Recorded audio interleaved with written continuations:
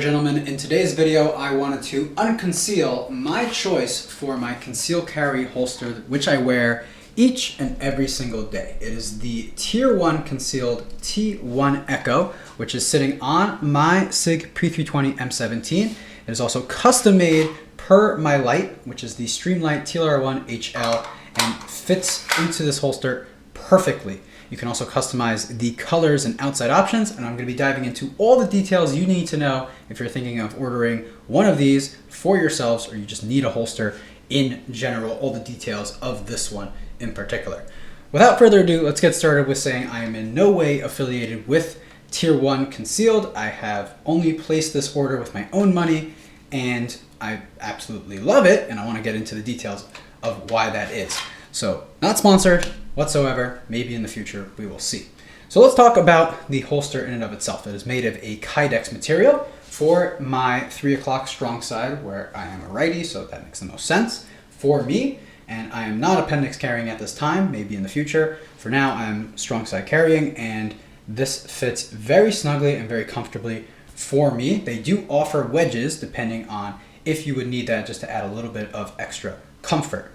Now, in terms of how this is built, everything you need to know about the holster, we're going to start off from the clips. So these two clips are fully adjustable with these screws, as you can see right here.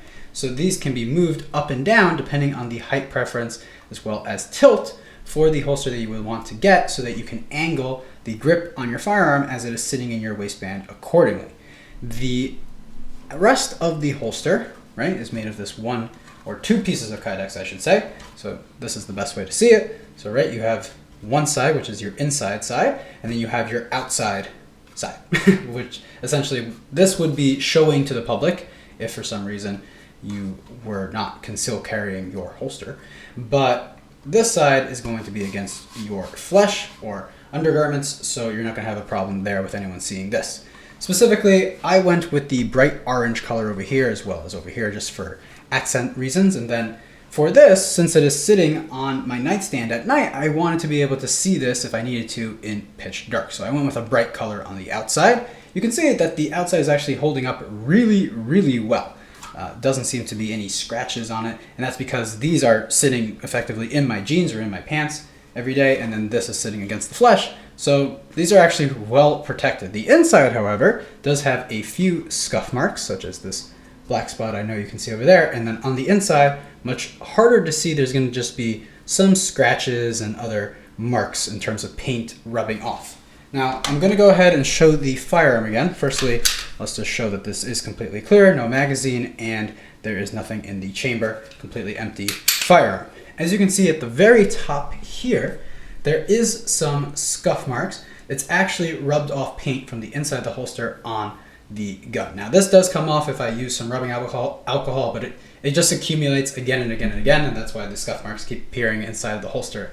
Anyhow, so I don't really care at this point. This is a everyday carry gun, and if you're carrying your gun, you don't really care about the finish at the end of the day. I mean, look at that.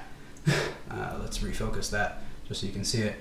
That was a really bad scratch from light training the other week. So I'm not super worried about the finish on this, and so yeah, as long as my holster looks good. That's what, anyways, hopefully, if anyone were to see my firearm, that would be it, not anything else, but we'll see. So moving on into the construction of how I actually got this holster. So I'm gonna share my screen and show you guys their website.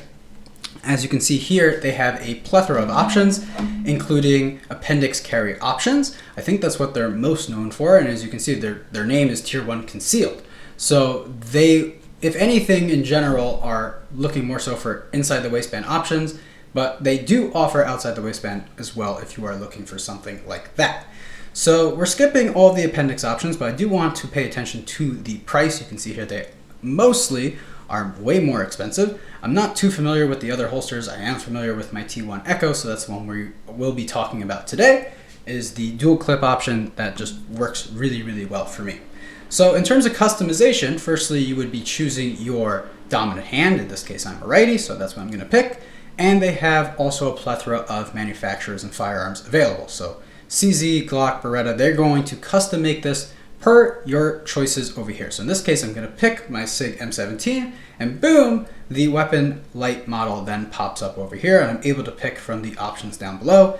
Of course, these are going to be from the bigger brands, so I'm not sure if you would be able to contact them and maybe get something custom specifically for the light you're carrying, but I do recommend going with a main brand firearm as well as light, so you'll just have an easier time shopping for this as well. So in this case, we're going with the Streamline TLR1 HL. You can see it does add additional cost, but if you're having that on you, it's the only thing that makes sense. And either way, a holster is something you're going to have every single day, so your cost per wear is definitely going to come out worth it in this case. And that's why I'm also going to recommend going with some cool custom color options in a second. So you have your front color. This is the color that's shown on the outside. So again, this would be the, I believe it's cryptic blue. Here we go. This is where all of the options are. So it's cryptic Pontus. Sorry about that. So we have awesome colors over here showing over in this section on the very bottom. And then we have the regular colors over here at the top. So if you wanted to do hot pink or hunter orange, which is what this is, to give it a little bit of an accent, or even Arctic white, etc. These are solid colors. You can pick those as well. Just make sure that you're picking specifically the color that you want. So let's say I was gonna do another holster. I think the Recon Aurora Orange looks awesome. So honestly, I would probably pick that one. So you would just scroll down, find your Aurora Orange. You can see it does add additional cost. But again, this is something you're gonna have on you every single day. So you're gonna wanna do that. The back color, you can pick a standard color just to save a little bit of money, or you can have it match if you want to. And in this case, let's go with a matching. So both sides would be the exact same color. I'm not sure in terms of if it would match up perfectly, right? Like, does it follow over?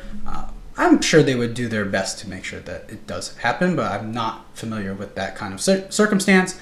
I went with a threaded barrel option just in the future if I wanted to do something. You can see, I'll share back just to the main camera, that there is a large space over here. So if in the future I added a compensator or something similar, I do think it would work without additional cutting needed to be made over here.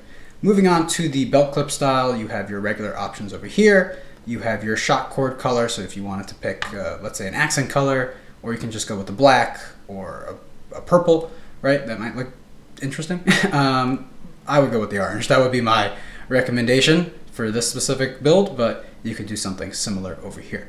So next up, you can pick your shock cord clasp, the wedge that I spoke about earlier. You can add another wedge, and then the small tube of thread lock if you wanted to go ahead and lock these screws, so your adjustment screws as well as your main adjustment screw. I don't recommend using thread lock or Loctite on this. You can if you want to. It's really not a necessity, but I would get the thread lock anyhow because it's good to have for the future.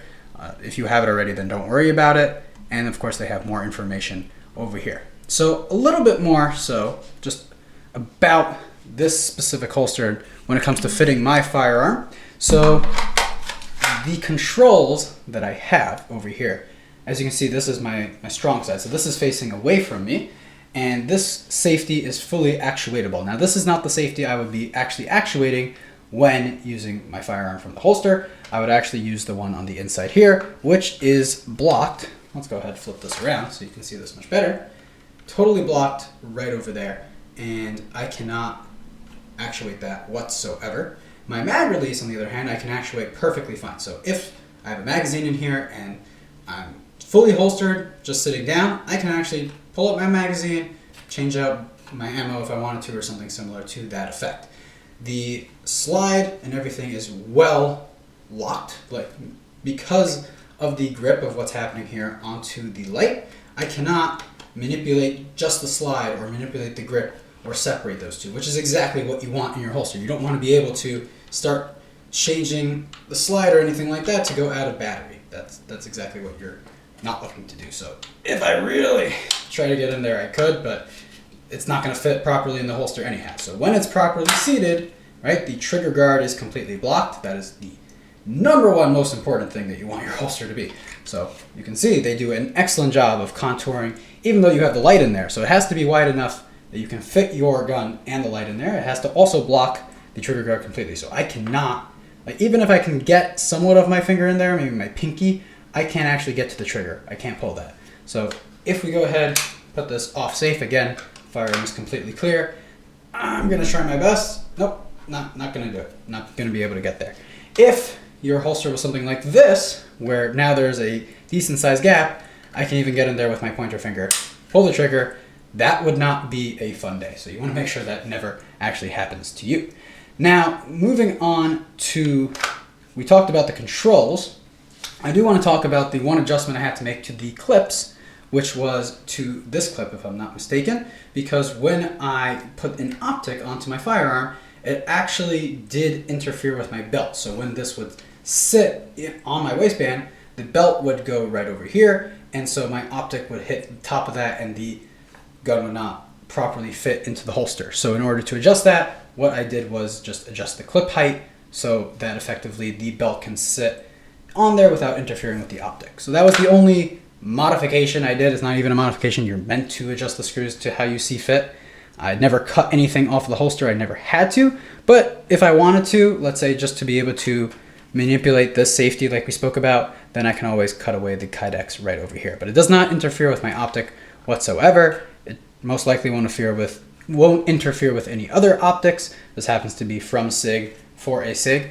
And I'm not sure if I pointed this out, but the grip I'm using over here is the Wilson Combat grip module for the P320. So this is not the stock grip module, and it still fits amazingly inside the holster. I did have to adjust also the main adjustment screw. That's how much tension you actually are getting. That's going to be per your preference. So I wouldn't call that a modification or anything like that.